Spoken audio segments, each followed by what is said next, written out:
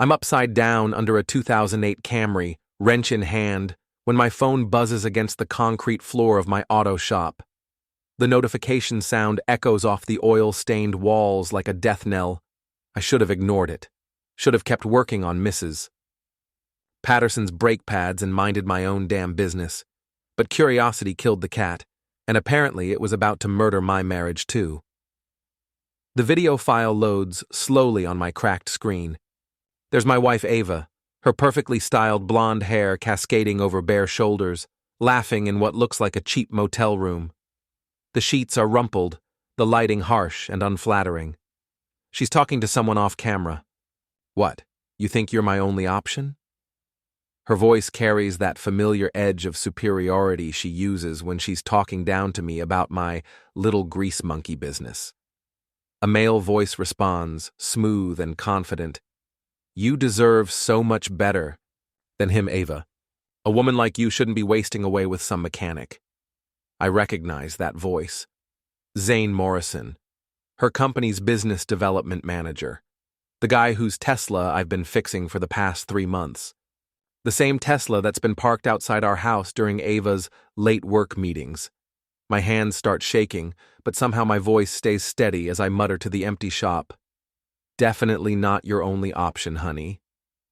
Guess I better make sure you have more. The video keeps playing. I watch my wife of 12 years giggle like a teenager as Zane's manicured hands appear in frame, trailing along her collarbone. The same collarbone I used to kiss every morning before she decided I wasn't worth getting up early for anymore. Mike's so predictable, she continues, completely unaware that her husband is currently having his soul extracted through his eyeballs. He thinks if he just keeps fixing cars and bringing home his pathetic paycheck, everything will be fine. He has no ambition, no vision. Unlike me, Zane's voice purrs. Unlike you, she agrees, and then they're kissing, and I'm watching my marriage dissolve in high definition. I slide out from under the Camry and sit on the cold concrete, staring at my phone. The video was sent from an unknown number with a simple message, thought you should know. A friend. Some friend. My shop feels different now. The familiar smells of motor oil and WD-40 that usually comfort me seem suffocating. The walls, covered with calendars from part suppliers and photos of classic cars I've restored, feel like they're closing in. This place has been my sanctuary for 8 years, ever since I scraped together enough money to buy it from old Pete Morrison. Yeah, that Morrison, Zane's uncle. The irony tastes like battery acid. I hear footsteps on the gravel outside. Big Dan, my best mechanic and the closest thing I have to a brother, pokes his head through the bay door. Mike? You okay in there? You look like you've seen a ghost. Worse, I say, holding up the phone. I've seen my future. Dan walks over, his massive frame casting a shadow across the floor. He's been working with me for 6 years, ever since his wife left him for an insurance salesman. If anyone understands what I'm going through, it's him. Ava? He asks simply. I nod and hand him the phone. His face darkens as he watches, his jaw clenching tighter with each passing second. That son of a bitch, he growls, and in his uncle's old motel room no less. Pete would roll over in his grave if he knew what his nephew was doing there. How long do you think this has been going on? I ask, though part of me already knows the answer. Remember when she started staying late at work? About 3 months ago? 3 months. Right around the time Zane brought his Tesla in for the first time. Right around the time Ava started talking about expanding her horizons and not settling for mediocrity. I thought she was talking about her career. Turns out she was talking about her husband. What are you going to do? Dan asks. I stand up, brushing the dust off my coveralls. I'm going to give her exactly what she wants. Which is more options. That evening, I drive home to our modest 2-story house on Elm Street. It's nothing fancy, but it's ours. Or it was ours. Now it feels like enemy territory.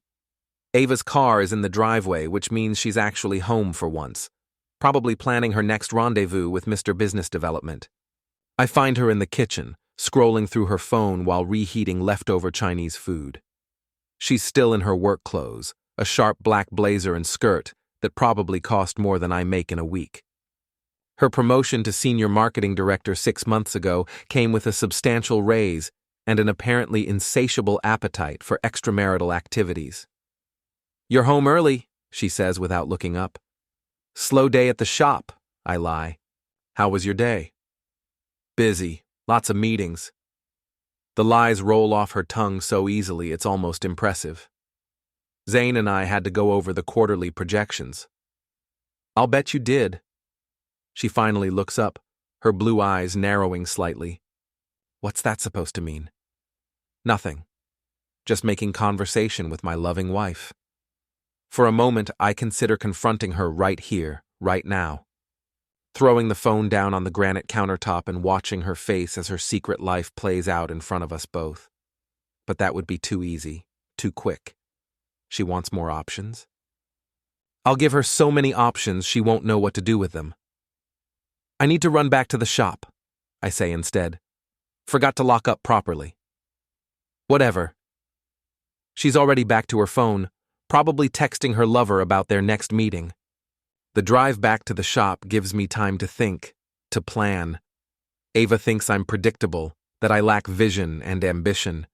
She's about to learn just how wrong she is. I park behind the building and let myself in through the back door. The GPS tracker I ordered online last week is sitting in my desk drawer, still in its packaging. It's a small device, no bigger than a matchbox, designed for concerned parents to keep track of their teenage drivers. Tonight, it's going to help a concerned husband keep track of his cheating wife's boyfriend. Zane's Tesla is parked at Rossetti's, the upscale Italian place downtown where Ava claimed she was having a client dinner last Tuesday. I can see them through the window, sitting at a corner table, her hand covering his across the white tablecloth. They look like any other couple enjoying a romantic evening out, except one of them is married to someone else. I slip the tracker under the rear bumper of the Tesla, my hands steady despite the adrenaline coursing through my veins. It takes less than 30 seconds, and then I'm back in my truck, driving away like nothing happened. The tracker connects to an app on my phone, showing me exactly where Zane's car goes and how long it stays there. Over the next week, I watch the pattern emerge. Tuesday and Thursday evenings at the Riverside Motel. Saturday afternoons at Gina's condo, Ava's best friend, who's apparently been covering for her.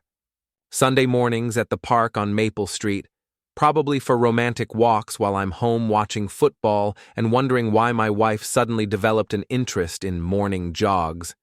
But it's not enough to just know. I need proof, evidence. Something that will make it impossible for her to gaslight me or twist the narrative in her favor. Thursday evening, I follow them to the motel. Room 237, same as in the video. I park across the street and wait, camera ready. When they come out 2 hours later, disheveled and laughing, I capture it all. Zane's hand on her lower back, her head on his shoulder, the way she looks at him like he's the answer to all her prayers. As they walk to their cars, I make my move. I slip across the parking lot and leave a simple note under the Tesla's windshield wiper. Next time, check under your car. A friend. The same message I received with the video. Let them wonder who knows their secret. Let them sweat. I'm back in my truck and halfway home when my phone buzzes with a text from Ava. "Running late. Don't wait up." "No problem," I text back. "Sweet dreams." But my dreams that night are anything but sweet. I lie awake staring at the ceiling, listening to Ava's key in the lock at 1:17 a.m., her footsteps on the stairs, the bathroom door closing as she showers off the evidence of her betrayal. When she finally slides into bed beside me, smelling like expensive soap and lies, I pretend to be asleep. Friday morning, I wake up to 17 missed calls and 43 text messages. My phone is buzzing like an angry wasp, and my stomach drops as I realize what's happened. Mrs. Carmichael, our 70-year-old neighbor who considers gossip a competitive sport, has posted a photo on Facebook. It's grainy and taken from a distance, but it clearly shows me crouched behind Zane's Tesla in the motel parking lot. The caption reads, "Caught Mike Henderson stalking his wife and her boyfriend at the Riverside Motel. Drama in suburbia." The post has been shared 127 times. My phone buzzes with a text from Ava. "We need to talk. Now." I stare at the message for a long moment, then type back, "I couldn't agree more." The confrontation happens in our kitchen, the same granite island where we used to share morning coffee and weekend crossword puzzles, now serving as a battleground. Ava stands on one side, arms crossed, her face a mask of righteous indignation. I lean against the opposite counter, phone in hand, Mrs. Carmichael's Facebook post glowing on the screen like evidence in a murder trial. "This is insane, Mike," Ava starts, her voice sharp enough to cut glass. "Following me around like some kind of stalker? What's wrong with you?" "What's wrong with me?" I laugh, but there's no humor in it. That's rich, coming from someone who's been screwing her coworker for 3 months. Her face doesn't change. No surprise, no denial, no guilt. Just cold calculation. "I don't know what you think you saw." "I saw enough." I hold up my phone, thumb hovering over the video. "Want to watch it together? Maybe we can make some popcorn, turn it into a real family movie night." For the first time, a crack appears in her armor. Her eyes dart to the phone, then back to my face. "Where did you get that?" "Does it matter? The question is, what are we going to do about it?" "We?" She laughs, but it sounds hollow. "There is no we, Mike. There hasn't been for a long time. You just refuse to see it." "You're right. I was blind. But I'm seeing clearly now." She moves around the island, trying to close the distance between us, her voice softening into what I recognize as her manipulation mode. "Look, I know this isn't ideal, but maybe it's for the best. We've been drifting apart for years. You have your little garage, I have my career. We want different things." "Different things," I repeat. "Like Zane Morrison." He understands me, Mike. He sees my potential, supports my ambitions. "When was the last time you asked about my work? Really asked, not just, 'How was your day?' while you're reading the sports section. When was the last time you came home before midnight? When was the last time we had dinner together? When was the last time you acted like you wanted to be married to me?" That's exactly what I'm talking about. Her voice rises, the mask slipping completely. "You're so focused on what I'm not doing for you that you can't see how miserable I've been, how trapped I've felt in this." She gestures around our kitchen, our home, this mediocre life. The word hits like a physical blow. Mediocre. That's what she thinks of everything we've built together. The house we saved for 3 years to buy. The shop I've poured my heart and soul into. Our marriage. "I see," I say quietly. "So this is my fault. I drove you into another man's bed because I'm too mediocre to deserve faithfulness." "I didn't say that. You didn't have to." My phone buzzes with another notification. More comments on Mrs. Carmichael's post. More shares. More people in our small town learning about our private business.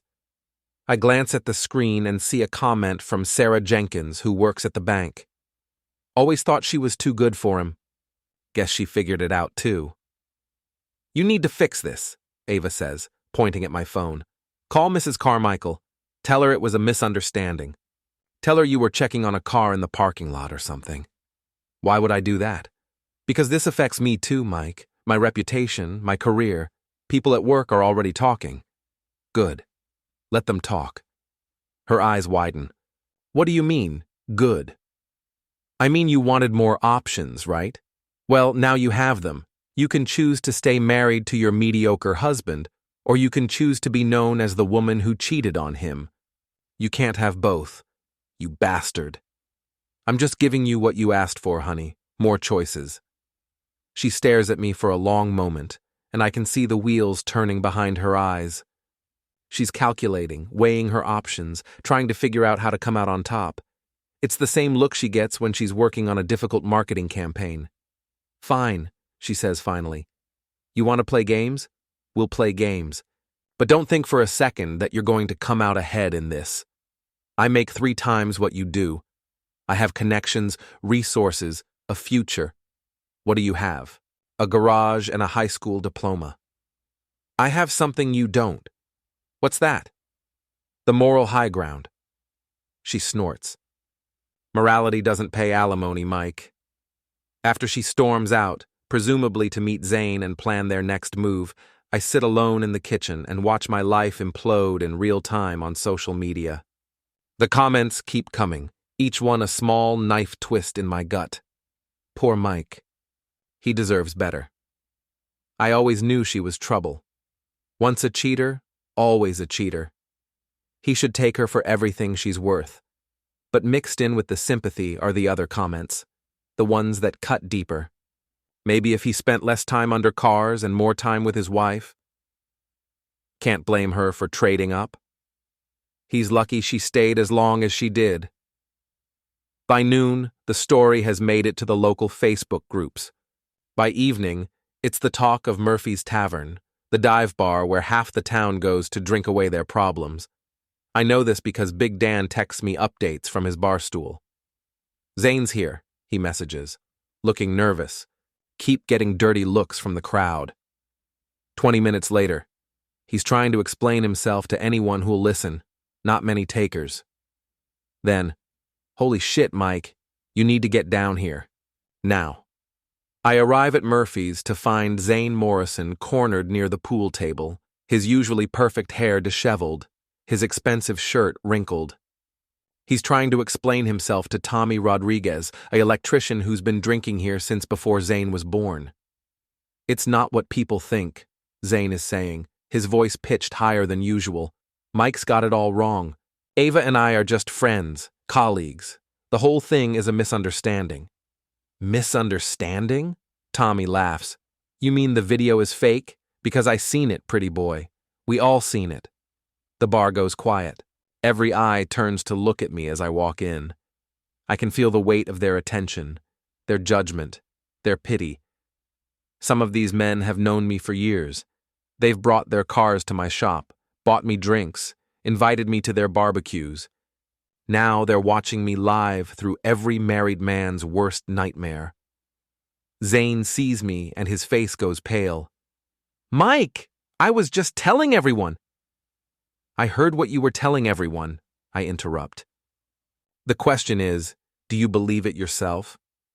Look, man, this whole thing got blown out of proportion. Social media, you know? People love drama. Drama. I nod slowly. Is that what you call sleeping with another man's wife? It's not what? I step closer. Not adultery? Not betrayal? Not you sticking your hands all over my wife while telling her she deserves better than her mediocre husband? The bar is dead silent now. Even the jukebox seems to have stopped playing. Zane glances around, looking for support, for an escape route, for anything that might get him out of this situation. She told you that? His voice is barely a whisper. She told me a lot of things, like how you understand her, how you support her ambitions, how you're not predictable like me. Mike, I don't let him finish. My hand moves before my brain can stop it, connecting with his cheek in a slap that echoes through the bar like a gunshot. It's not a punch. I'm not trying to seriously hurt him, but it's hard enough to snap his head to the side and leave a red handprint on his face. That's for my wife, I say calmly. Then I pick up his half-empty beer and pour it slowly over his perfectly styled hair, watching the amber liquid drip down his face and onto his designer shirt. And that's for calling me predictable. The bar erupts. Men are cheering, laughing, slapping me on the back. Someone buys me a drink. Big Dan has his phone out, recording the whole thing. Within minutes, the video is uploaded to Facebook with the caption, "Auto shop guy finally grows a pair." Zane stands there, dripping and humiliated, looking like a drowned rat in an expensive suit. He opens his mouth to say something, then thinks better of it. Instead, he pushes through the crowd and flees toward the exit. "Don't come back!" Tommy Rodriguez shouts after him. "We don't serve his kind here." I spend the next hour accepting congratulations and free drinks from people who suddenly see me as a hero instead of a victim. The video goes viral, at least by small-town standards. By closing time, it has over 300 shares and counting. But the victory feels hollow. I'm still going home to an empty house and a broken marriage. Zane is still sleeping with my wife. And tomorrow, I'll still be the mechanic who wasn't good enough to keep his woman happy. That's when the anonymous text arrives. Zane isn't the only one. Check Gina's condo Saturday at 2 p.m. Your friend.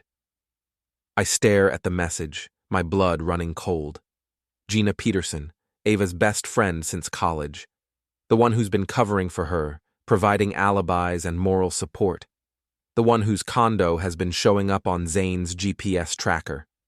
What exactly has she been covering up? Saturday afternoon, I park across from Gina's building and wait. At 1:47 p.m., a familiar figure approaches the entrance.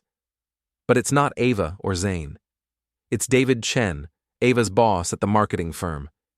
The married father of two who's been singing Ava's praises for months, pushing for her promotion, taking her to client dinners that I now realize weren't about clients at all.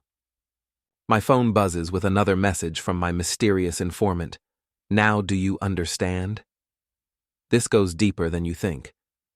I'm starting to realize that my wife's betrayal isn't just about one affair. It's about a whole network of lies, a web of deception that reaches into every corner of her life. And I'm sitting right in the center of it, like a spider waiting for the right moment to strike. The question is, how far am I willing to go to get my revenge?